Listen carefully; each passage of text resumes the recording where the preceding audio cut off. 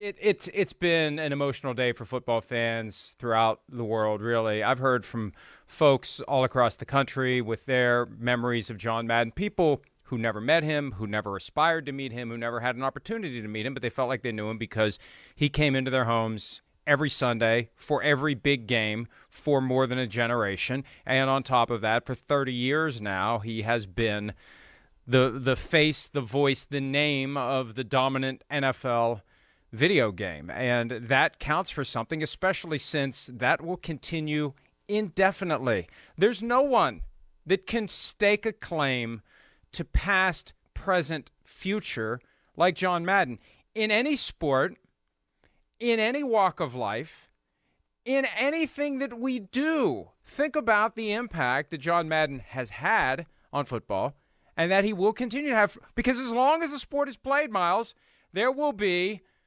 the latest iteration of the Madden game. And it will just continue and continue and continue until the NFL goes away or the planet ceases to exist. And I'm not exaggerating. That's how long this game is going to be around. That's how long that name is going to be front and center for generations upon generations of kids.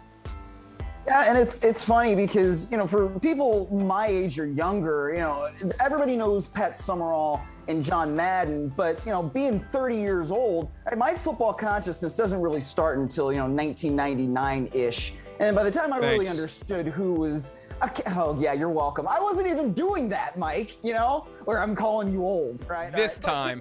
This time, yes, exactly. But I think, when my football consciousness of John Madden really started to come about when he was doing Monday Night Football with Al Michaels. And then, of course, he's on our network, NBC, doing Sunday Night Football. So it's really interesting because you have the broadcaster and then you have the video game guy. And frankly, that's how I got to know so much of the games, by playing Madden. I didn't start playing football until I was in high school, but I knew what a sweep was, what a power run was, what cover 2, cover 3. I knew what all those things were because of the video game, right? And then I got to give credit to my mom because it's not just that I knew John Madden was those things, but I also knew that he was a Hall of Fame caliber coach and then a Hall of Fame coach once he got inducted in '06 because she taught me that. And so I think that you're right. There's nothing and there's no one that can take a stake in this sport and has a claim on this sport like this man does. It's really, really awesome to me too that he was able to understand and see the impact he had on so many different people through that All Madden documentary that aired on Fox and I believe now is available on Peacock. So if you haven't seen that, definitely check it out because it really is impactful and shows just how much of an impact he had on so many different people in this game.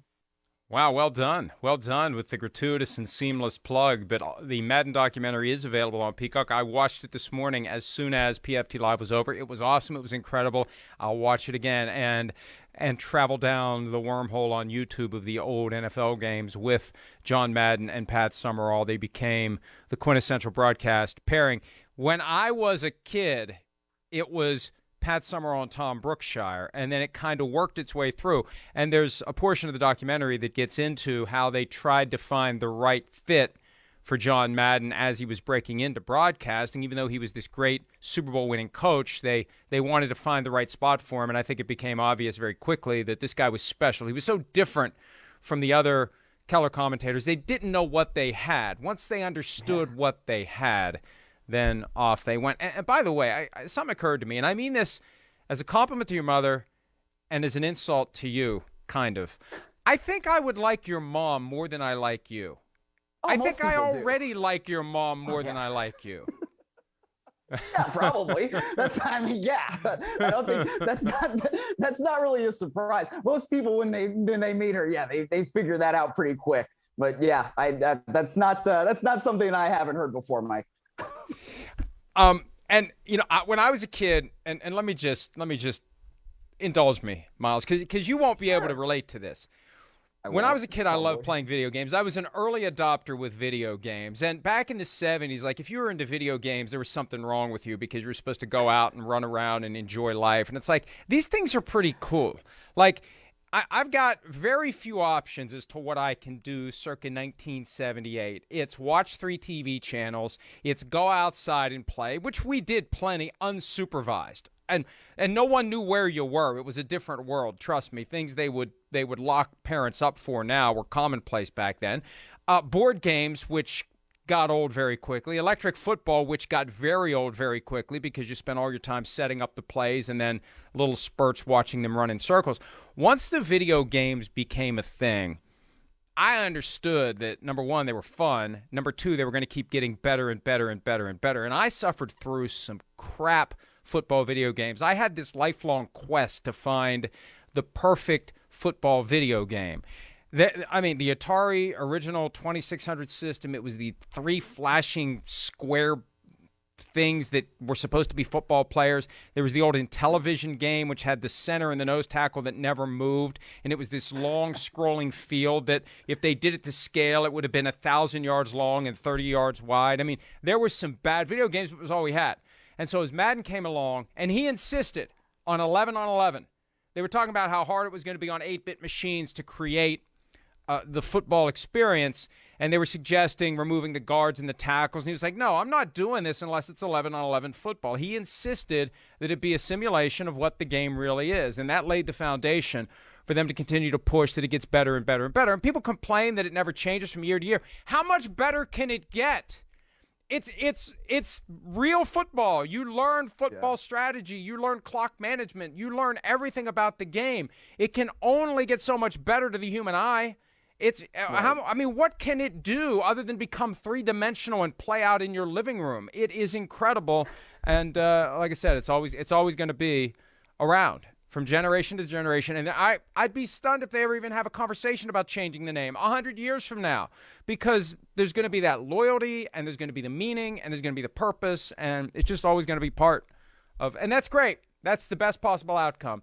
He will always be part of football as long as there is football.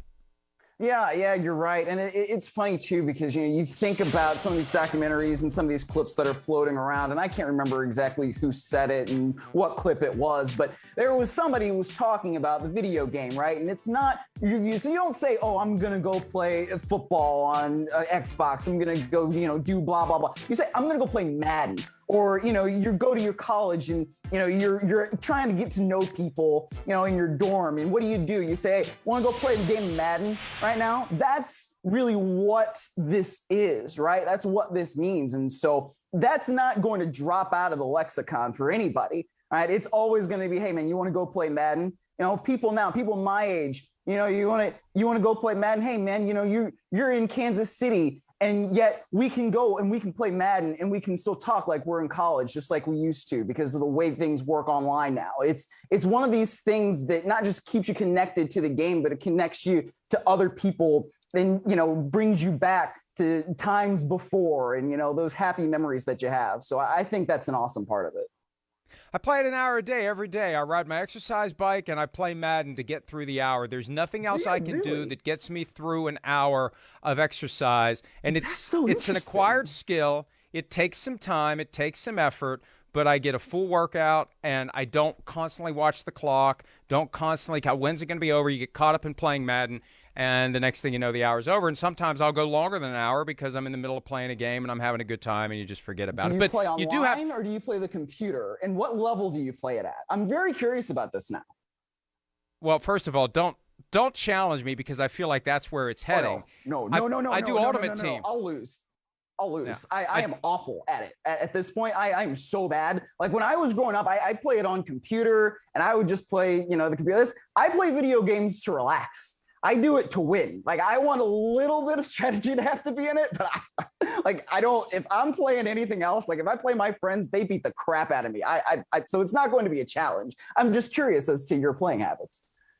I start with the Ultimate Team when the new game comes out, and I discovered the Ultimate Team 4 or 5 years ago, and you have this smattering of slappies who are rated 59, 60, 61, and they have different tasks, and you have different goals, and you get coins, and they're constantly trying to get you to fork over a little extra money.